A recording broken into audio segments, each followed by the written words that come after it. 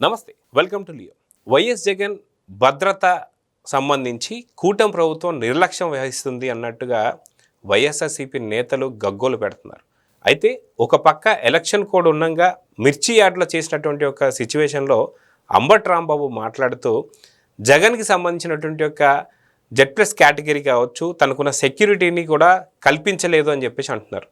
So వాస్తవానికి ఏదైతే election code ఉన్నప్పుడు ఆ భద్రత అనేది ఉంచకూడదు, ఎందుకంటే 144 సెక్షన్ ఉంటుంది కాబట్టి. అయితే ఇది కూడా తెలియకుండా అంబటి రాంబాబు మాట్లాడిన మాటలు మనం చూస్తూ వస్తున్నాం. అయితే ఇదే కాకుండా వైఎస్ఆర్సీపీకి సంబంధించినటువంటి నేతలు ఎవరైతే ఉన్నారో ఈరోజు 11 గంటలకి రాజ్భవన్లో గవర్నర్ గారిని కలవబోతున్నారు.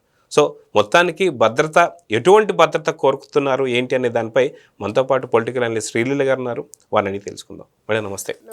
2019 నుంచి 24 దాకా చూసుకుంటే జగన్మోహన్ని కానీ లేదంటే తన్ని కానీ డైరెక్ట్గా చూసిన వాళ్ళు ఎంతమంది అంటే చాలా తక్కువనే చెప్పుకోవాలి.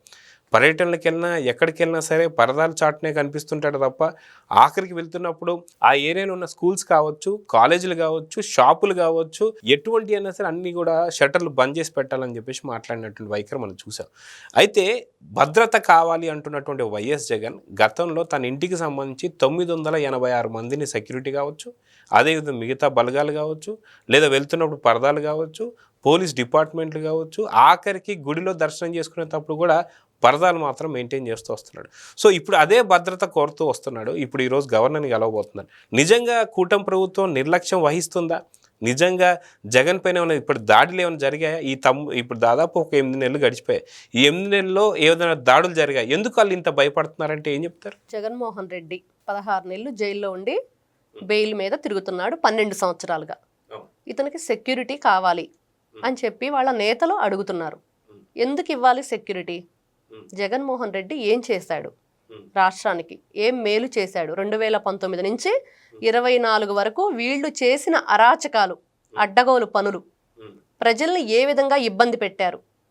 దానికి వాళ్ళు ఏ కక్ష సాధింపు చర్య చేయలేదు జగన్మోహన్ రెడ్డి మీద. వీళ్ళు భయపడిపోతున్నారు అంతే. మేము ఎన్నో తప్పులు చేశాము, ఈరోజు శిక్ష అనుభవించాల్సి వస్తుంది. ఏ విధంగా ప్రజలు వాళ్ళు రెచ్చగొట్టి వాళ్ళ మనుషులను పెట్టి వాళ్ళ ప్రభుత్వం ఉన్నప్పుడు తెలుగుదేశం పార్టీ వాళ్ళ మీద వాళ్ళు చేశారు రౌడీయిజం, రాక్షసంగా. అలా జరగదు ఇప్పుడు. అయినా కూడా భయపడుతున్నారు. ఎందుకు? వీళ్ళు చేసిన తప్పుడు పనులన్నీ అలా ఉన్నాయి, అంత భయంకరంగా ఉన్నాయి. ఎంతో మందిని ఇబ్బంది పెట్టారు. ఈ రోజున ప్రత్యేకంగా అతనికి సెక్యూరిటీ అరేంజ్ చేయమని అడుగుతున్నారు. ఏం సెక్యూరిటీ కావాలి? చెట్లు కొట్టించాలా? లేకపోతే స్కూల్స్ మోయించాలా? అసలు ఇవన్నీ అవసరం లేదు జగన్మోహన్ రెడ్డికి. ప్రజలందరూ జగన్మోహన్ రెడ్డికి నిన్న వాళ్ళు మాట్లాడి ఈ రోజున గవర్నర్కి ఏదైతే వాళ్ళు లెటర్ ఇవ్వాలని కోరుకుంటున్నారో ప్రజలందరూ దీనికి ఒకటే సమాధానం చెప్తున్నారు. బాబు, గవర్నర్ దాకెందుకు? ఆంధ్రప్రదేశ్ ప్రజలను అడిగితే చెప్తారు జగన్మోహన్ రెడ్డికి ఎట్లాంటి ప్రత్యేకమైన సెక్యూరిటీ కావాలి అంటే 4 మనుషులను పెట్టుకొని 4 పరదాలు కొనుక్కో, చుట్టూతా కట్టించుకో చాలు. ఎందుకంటే అతను ఎవరిని చూడటానికి ఇష్టపడలేదు, ఎవరితో మాట్లాడటానికి ఇష్టపడలేదు. సొంత నాయకులు, సొంత అతని జిల్లాలో ఎవరైతే ఉన్నారో ఆ పార్టీని ఎంతో ముందుకు తీసుకెళ్ళి కష్టాలు పడి వాళ్ళ చేతిలో డబ్బులు, జేబులో డబ్బులు ఖర్చు పెట్టి ఆ విధంగా చేసిన వాళ్ళని కలవలేదు. ఆ రోజున వాళ్ళు పూల కుండీలు పెట్టి కొట్టి వాళ్ళని బయటికి నెట్టేస్తుంటే వాళ్ళే స్వయంగా ఇబ్బంది పడి వెళ్ళిపోతూ మీడియా ముఖంగా మాట్లాడారు అతని ఇంటి దగ్గర. అది అందరూ చూశారు. ఇతను ఏ విధంగా వాళ్ళ నాయకులను కానీ లేకపోతే వాళ్ళ కార్యకర్తలను కానీ ఏ విధంగా ప్రేమించాడో, ఏ విధంగా మంచిగా చూసుకున్నాడో అందరికీ తెలుసు. అట్లాంటి వ్యక్తి జగన్మోహన్ రెడ్డి. ఇతనికి ప్రత్యేకంగా సెక్యూరిటీ ఎవరిస్తారండి? అలానే 4 పరదాలు కట్టుకుని 4 మనుషులను పెట్టుకుంటే సరిపోద్ది. 4 మనుషులు కూడా ఎవరు అవసరం లేదు, ఉన్నారు కదా. అంబటి రాంబాబు, కొడాలి నాని, పేర్ని నాని, వీళ్ళు పట్టుకుంటే చాలు. అయితే నిన్న అంబటి రాంబాబు జరిగినటువంటి ఏదైతే మిర్చియార్లో జరిగిన సంఘటనకి తన సొంత మీడియాలో, తన అంబటి రాంబాబు ఛానల్లో మాట్లాడుతూ ఖచ్చితంగా జగన్కి ఇక్కడ ఏదైతే మిర్చియార్ల నుంచి ఇంటికి వెళ్ళే లోపల ఏదో ప్రమాదానికి గురి కాబోయాడు, కానీ ఏది కాకపోవడంతో చాలా ప్రశాంతంగా నిద్ర కూడా పట్టలేదు చంద్రబాబు నాయుడు గారికి, లోకేష్ గారిని మాట్లాడుతున్నాడు. అంటే ఖచ్చితంగా ఏదో కుట్ర కోణం అయితే దాగుందన్నట్టు చాలా క్లియర్గా కనిపిస్తుంది. అయితే వీరు సాధారణంగా చెప్పకుండానే కుట్రలు చేస్తారు. ఈసారి చెప్పారంటే ఈసారి చాలా గట్టిగా ఏదో జరగబోతుంది. సో ఏం జరగబోతుంది? లేదా ఏదైనా మళ్ళీ గులకరాయో, లేదంటే ఒక కోడికత్తో, లేదంటే ఇంకొకటి ఏదైనా సరే తీసుకొని దాన్ని పెద్ద హైలైట్ చేయబోతున్నారా? ఒక సింపతి కార్డు ప్లే చేయబోతున్నారా అంటే ఏం చెప్తారు? ఇప్పుడు సెక్యూరిటీ అడుగుతున్నారు. సెక్యూరిటీ ఇవ్వాలి అంటే వాళ్ళు ఇవ్వరు. ఇవ్వకపోతే ఏం చేయాలి? ఏదో ఒక విధంగా తన మీద దాడి చేయించుకోవాలి. ఖచ్చితంగా అదే చేస్తారు వాళ్ళు. ఏదో ఒక విధంగా ప్లాన్ చేస్తారు. గుంటూరులో కుదరలేదు. ఖచ్చితంగా నిన్న వాళ్ళు వచ్చిన టైం చూసుకుంటే చాలా రద్దీగా ఉంటుంది. బస్సులు కానివ్వండి, లేకపోతే అక్కడ ఉద్యోగస్తులు కానివ్వండి, ఇవన్నీ కూడా చాలా రద్దీ అయిన ప్రదేశం కాబట్టి నిన్న కుదరలేదు. ఈరోజు జగన్మోహన్ రెడ్డి ఇంకో ప్లేస్కి వెళ్ళాడు. అక్కడ లేకపోతే ఇంకొకటి ఏదైనా సరే ఏదో ఒక అటాక్ చేయించుకొని సెక్యూరిటీ మేము తీసుకోవాలి, దీనిలోనే ఉంది. ఇప్పుడు వీళ్ళు ఏం ఆలోచిస్తున్నారంటే సెక్యూరిటీ ఎలా అయినా మేము లేఖ రాసాము, వెంటనే సెక్యూరిటీ వచ్చింది, దాన్ని ఏం చేయాలి? కానీ దాదాపు మీరు అన్నట్టుగా గవర్నర్ గారికి ఒక లేఖ సమర్పించిన దాదాపు 986 మంది సెక్యూరిటీని అయితే ఎవరికి ఇవ్వరు. ఎందుకంటే మీరు చూస్తే నారా చంద్రబాబు నాయుడు గారికి సెక్యూరిటీ ఎంత ఉంది, అదేవిధంగా పిఎం మోడీ గారికి ఎంత సెక్యూరిటీ ఉందో చూసుకుంటే అది కూడా ఈయన కోరుతున్న దానికన్నా చాలా తక్కువ అది. సో ఇలాంటి పరిస్థితుల్లో నిజంగా జగన్ అడుగుతున్నటువంటి సెక్యూరిటీ ఏమన్నా వస్తుందా, వస్తే మటుకు ఏంటి పరిస్థితి? ఒకవేళ సెక్యూరిటీ ఖచ్చితంగా గవర్నర్ గారు నిరాకరిస్తారు, ఇంతమంది సెక్యూరిటీ అయితే కుదరదని చెప్పి. అప్పుడు సెక్యూరిటీ మేము అడిగితే గవర్నర్ కూడా ఇవ్వలేదు, సో కక్షపూరితంగా జరిగింది, అందుకే ఈ దాడులు ఈ అటాక్ జగన్ పైన జరిగాయి అనేది కూడా కుట్ర అని చెప్పి అనుకోవచ్చు అంటారు. చెప్పుకోవచ్చు. జగన్మోహన్ రెడ్డి దగ్గర అడ్డగోలుగా సంపాదించిన సంపాదన చాలా ఉంది.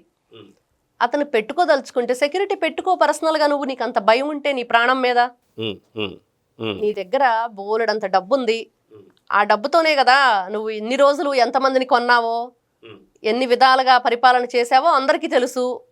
అన్ని వందల వేల కోట్ల రూపాయలు అక్రమాస్తుల కేసులోనే 16 నెలలు జైల్లో ఉండొచ్చాడు. ఆ ఆస్తులన్నీ కూడబెట్టుకొని ఈ రోజున ఎవరో నన్ను రాయి తీసుకొని కొడతారు, కత్తి తీసుకొని పొడుస్తారు, ఎందుకు నీకు అంత భయం? లేకపోతే కుట్రపూరిత రాజకీయాలు చేస్తున్నారు. కుట్రపూరిత రాజకీయాలు చేయడం చేత కాదు చంద్రబాబు నాయుడు గారికి. చేతగాకి ఈ రోజు నువ్వు బయటకు వచ్చి మాట్లాడుతున్నావు. 12 సంవత్సరాల నుంచి బెయిల్ మీద తిరుగుతున్నావంటే ఏ విధంగా తిరుగుతున్నావు? వ్యవస్థలను మేనేజ్ చేస్తూ తిరుగుతున్నావు బయట. మరి అంత భయం ఉన్నప్పుడు నీకు నీ బ్రతుకు మీద, మరి ఇంతకు ముందు మీరు చేసిన పరిపాలనలో ఎంతమందిని ఇబ్బంది గురి చేశారు? కిడ్నాప్ చేసి ట్రాక్టర్లతో తొక్కించి ఎన్ని రకాలుగా ఇబ్బంది పెట్టారు. ఈ రోజున మీకు సెక్యూరిటీ కావాలి.